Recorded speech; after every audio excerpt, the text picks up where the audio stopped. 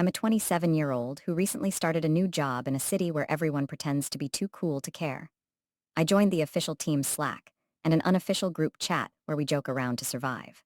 Last night, a coworker posted about someone microwaving fish in the office kitchen, and I decided to write a dramatic rant about it, pretending to be an investigative journalist.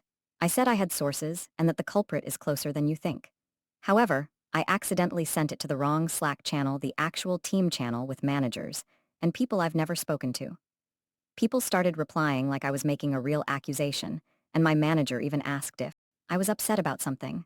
I tried to play it off as a joke, but it backfired. Now, everyone is polite but clearly thinks I'm either running a conspiracy or making weird accusations. Today was awkward, and I'm just trying to move on from this mistake.